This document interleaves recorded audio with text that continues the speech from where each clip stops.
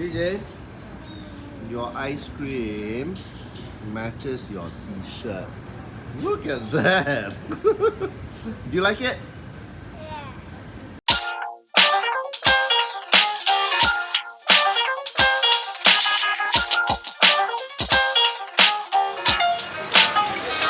Not enough sugar. Okay, hi, you're watching Gregsby Eats and we're at Zion Riverside Food Centre to talk about number 18 Zion Road Fried Kway Teow. Okay, I can already see your faces beyond the screen and they're like frowning away. Why are you featuring the stall? Okay, now I am pretty sure that many viewers will have mixed opinions about the stall, but by the end of this video, I hope it will explain why I'm actually featuring the stall, because I actually think it is worth featuring. Now, this stall has been based at Zion Riverside Food Centre since the early 2000s, and it can be argued that this stall sells one of the best renditions of Singapore-style char kway teow. But whether you love it actually depends on how sweet you like your char kway teow. The founder, his name is Ho Kian Tat. He's 65 as of 2021, and he apprenticed under the late Ng Chan Siang, the char kway teow master at Hill Street Fried Kway Teow, when Kian Tat was a 10-year-old boy. Back then, the Hill Street store was located along the street at the now defunct Tong Chai Medical Hall in the 1970s. Kian Tat now runs his own stall, frying up hundreds of dishes of char kway teow a day, while his Filipino wife actually runs the front end. She takes the customers' orders and the money. So as a fun side fact, his stall number is actually 01-17, not number 18 as his stall name suggests. 0118 was the original number of the stall before Zion Riverside went through a major renovation in 2003. So come, let's go.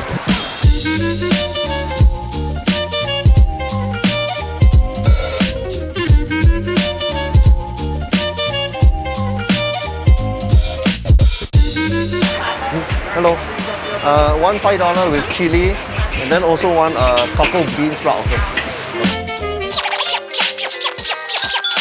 You don't need to pay the siam tau ke lah, you try lah. Yeah, no. I insist.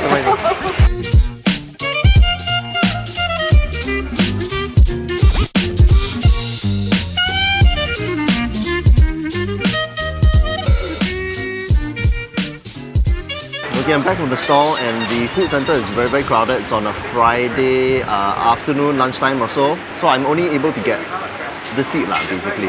Okay, I ordered two things, the char kway teow and his cockle bean sprouts, which is a dish which he also sells lah. The char kway teow I ordered $5. It comes in 4, 5, 6 and 8. This is what it looks like. Yum. Very yum. Okay, so trying a taste first. I've been filming B-roll footage, so it probably looks drier than it should be.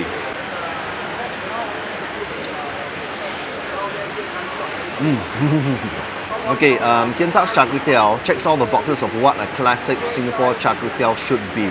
And a classic plate of char kway teow is actually getting harder to find these days. Taking one more bite. The char kway teow here is slightly wet, so the dish comes a little sticky and moist. Most of the time it comes slightly wet now. Very slightly. And there's lots of caramelized, earthy, sweet, savory flavors with a prominent garlic undertone. Now you can taste the garlic here. Also present is a healthy amount of lard oil and lardons. So the texture is actually nice and smooth. Let me try and find some.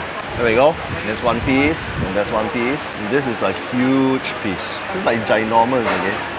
Woo!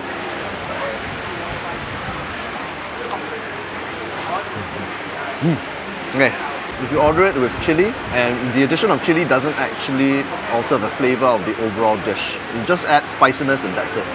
The medium width kway teow and yellow noodles have a nice, soft, bouncy texture. But as with all char kway teow, right, if you leave it longer than 5 minutes, or if you order it to go, it gets a little mushy. So it's not really ideal as a takeaway dish, in my opinion. You know, like now, the kway teow and the yellow noodles are not as bouncy as it could be. All the classic char kway teow ingredients are present here. Cockles, fish cakes, sliced lap cheong, which is Chinese sausage, chopped green chives and bean sprouts. And despite the dish's wetter consistency, right, there is still a little wok hei in the dish. Okay, and the overall savouriness is also not too heavy, so you can taste the natural flavour of every ingredient. Kian Tat employs a double frying process such that the noodles and kway teow are first batch fried with garlic, fish sauce and lard, then left aside before being fried once more with ingredients. So I'm going to show you the fish cakes.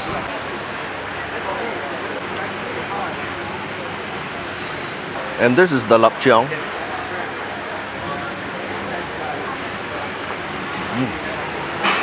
Ingredients like the fish cakes and the lapcheong, sometimes it's sliced thin, sometimes it is decently sliced. So when it is a decent thickness, right, it's good because there's actually a prominent flavor when you bite into it and you eat the char kway teow. The cockles, you get cockles in here obviously, but it's small.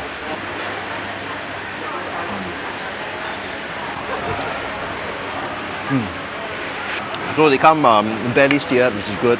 And you know, if you know what cockles are, they've got a nice earthy, bloody seafood flavor when you bite into them.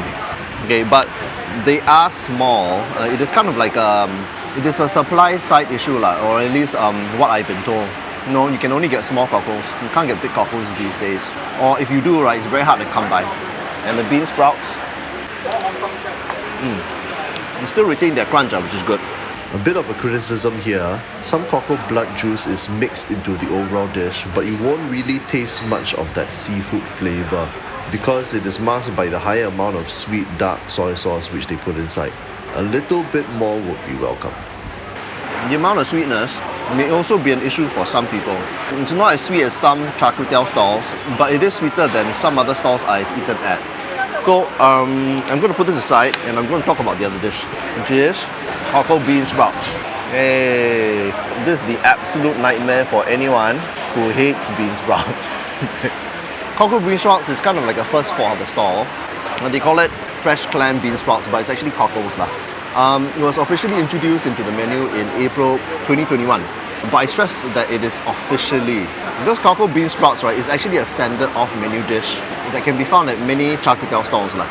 Kian Tat just made it official by actually pasting a laminated paper in front of his stall. So taking a bite.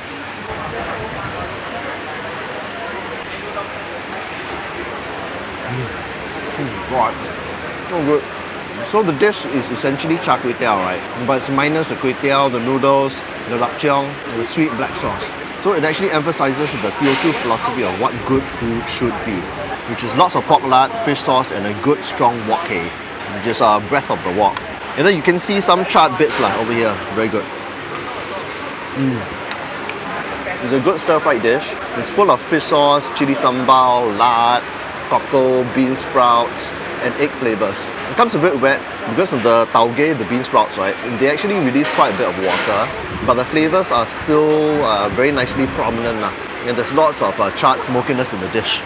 So it's a must-have unless you absolutely hate bean sprouts. And that probably applies to quite a number of you. Okay.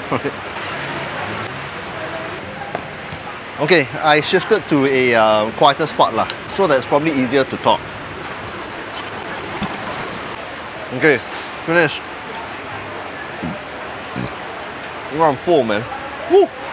Okay, so that was a look at number 18 Zion Road Fried Kway Teow, which is easily one of the most popular, most famous char kway teow stalls in Singapore. Would I travel half across Singapore to eat here?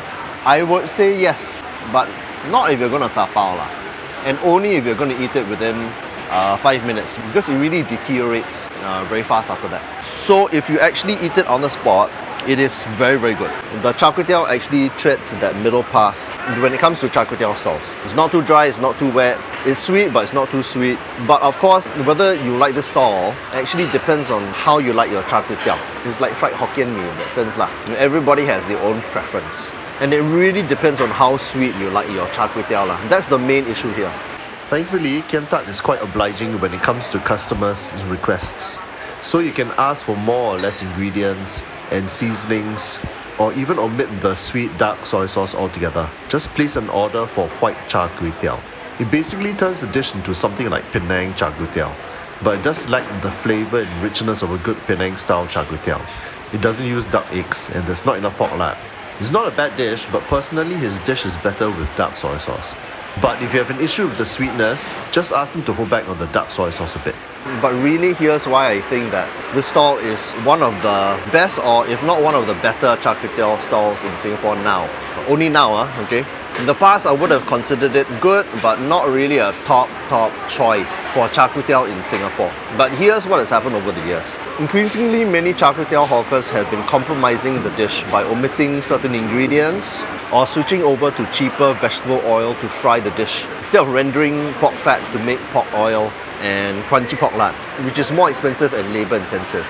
Add on the fact that legendary char kway teow hawkers have been getting older, so their skills of frying the dish are starting to wane, or that they passed the stall to the second generation or third generation and it isn't as good as before. So as a result, that has pushed number 18 Zion Road Fried Kway Teow to the top of a very small list of good char kway teow hawkers in Singapore. So it's not that the stall has become better, it is that the char kway teow stalls around them are just not as good as before. That's what I think lah. But don't get me wrong, it is still a good plate of char kway teow. And whenever I'm at Zion Road, right, I will still order it. But here's the other problem. The queues are insane at the stall. It is at least a half an hour wait to get your order. During lunchtime just now, I waited half an hour at least, if not 40 minutes for my plate. Because there are plenty of orders where they just queue up and they order like 10 packets on the go or something like that lah. So the question then becomes whether this char kway teow is that good that it's worth queuing for half an hour or more.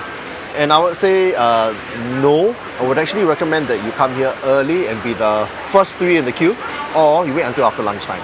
Then you don't need to wait so long lah. That's what I think. The other reason to eat here now is that because Kian Tat is actually pushing in age lah, and none of his 3 children actually want to take over the stall. So there are only a limited number of years left to eat his char kway teow before he will eventually retire. So, thanks for watching another episode of Gregsby Eats.